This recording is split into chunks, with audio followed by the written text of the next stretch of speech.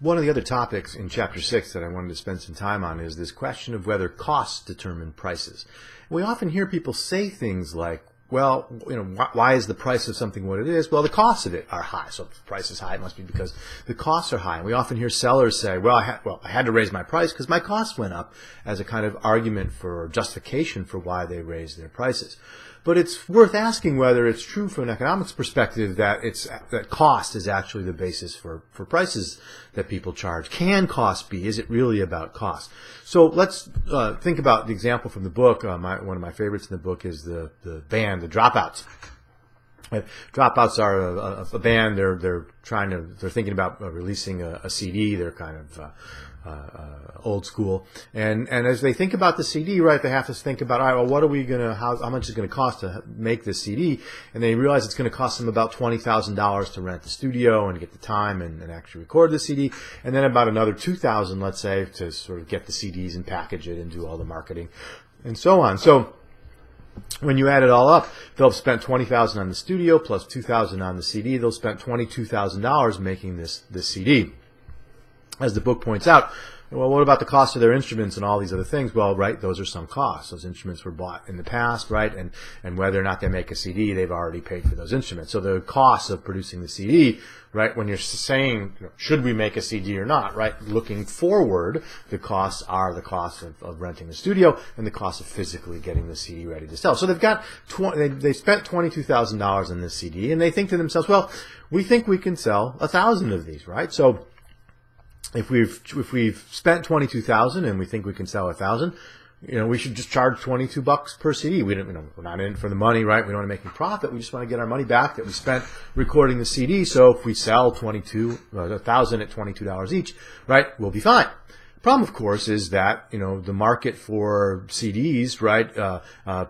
Maybe $15 people will pay, but probably more like 10 or 12 or whatever if you can stream it online these days, right? So the fact, who's going to pay $22 for this CD, especially from an unknown band? I mean, they might sell a few to their friends and family, but they're not going to sell very many at $22 a piece. And so what's the problem here? What's the mistake that they've made? The mistake that they've made was thinking that, again, their costs should determine their prices. You have to start with demand. You have to first ask yourself, how valuable is this good? What will people pay for this thing? It's that question, the answer to that question, that determines how much you can afford to spend producing it. So what the band should have done is say, all right, let's imagine, for typical price for a CD, more like $10 or $12. At that price, how many do we think we can sell? Maybe we can sell 1,000 at that price. Okay, so maybe at most we earn $12,000 selling the CD. That becomes the limit on what we can afford to spend. We can't spend more than assuming we want to make profit or break even, we can't spend more than $12,000 making the thing, right? So rather than cost determining prices, it's our expectation of revenue, our expectation of the price that we can get for the good and how many we can sell that determines what we can afford to spend on it. Right? Price has to consider demand. In fact, as we know, having looked now, chapters 3, 4, 5, and 6, it's that interaction between supply and demand that determines the price of the good. It's not cost, right? And even costs, as we saw in the chapter on supply, right? Even when we think about supply, right? Cost is a function of demand for alternative goods. Cost is always opportunity cost, right? So the cost of using oil to provide jet fuel in the United States depends upon the demand for that oil as gasoline in China, right? So even when we think about the supply of something, the ability to supply that and then sort of the how much we're willing to supply at various prices depends upon the demand for that good in alternative uses. All right, so that's really the issue here. And then just another example we can think about is think about going to the grocery store and going to the beef counter, to the meat counter, and wanting to get some beef, and realizing that, hey, look, prices have gone up, and you say to the guy at the counter, hey, why is it so expensive? And he said, well, my costs went up, right? My wholesaler is charging me more for these, for hamburger or for steaks or for whatever than I was before, so I got to charge more, right? And so he passes off saying, hey, costs have risen. That's why my price went up. But wait a second, right? That really doesn't answer the question. And one of the things that economists insist on is you can't reason from a price change. You can't start by just saying the price of something changed. Prices don't just change. They change because supply or demand has changed. So what's happened here? Well, maybe people have decided that beef is more delicious or more nutritious than they thought before, and so more people are buying it. As more people buy it, the grocery stores find themselves running out. They go to their wholesalers. The wholesalers see their inventories of beef falling.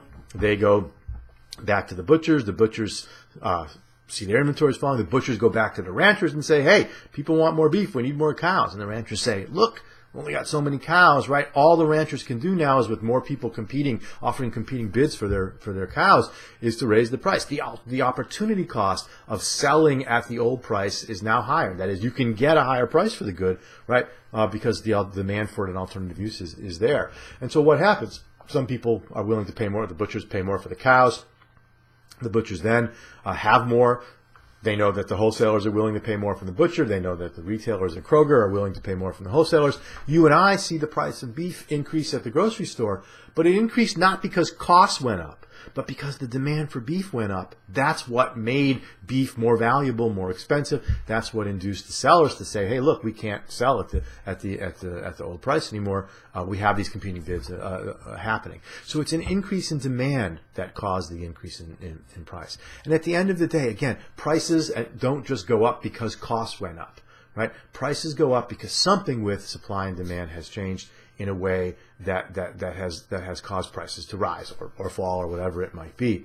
And as we saw again back in chapter 4, even when we're talking about supply, it's ultimately about demand too. It's ultimately, right, it's not about, when we talk about costs, right, cost is ultimately about the demand for goods in alternative uses. What causes something to cost more is that people want to use it for either more intensely or in different uses that haven't been used before.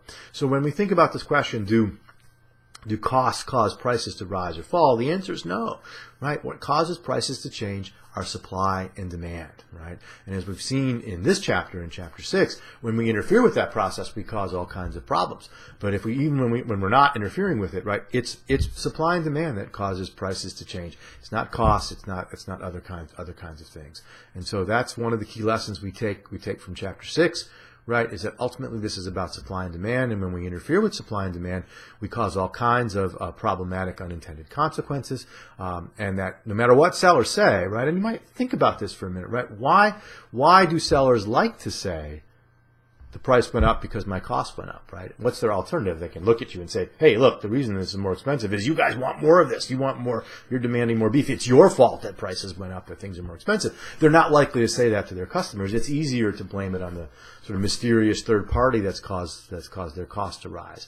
But the reality is that if their costs have risen, it's because more people want that good more intensely.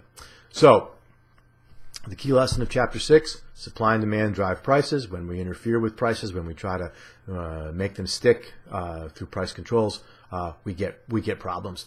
And we have to remember that it's not costs that determine prices, but supply and demand.